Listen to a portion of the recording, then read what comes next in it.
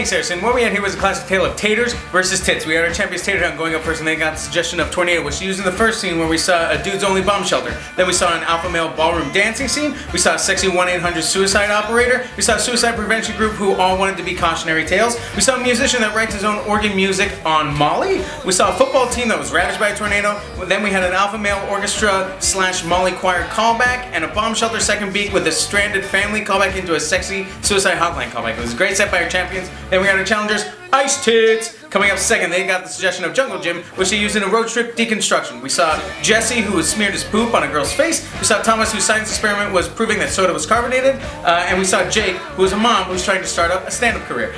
Then they went to the scenes and we saw Benjamin Franklin pop quiz during Hurricane Katrina 2. We saw nerds smearing shit on each other's faces. We saw Tony Hawk trying to do a set at the Apollo. We saw a mom who dropped her baby into a barbecue grill. We saw a Sunday shop that was right next to the frat house with some break dancing. We saw willy-nilly dancing, which is basically just sticking your dick in someone else's face. And they ended it all with ringtones interrupting a special moment in a library. What happened in the end?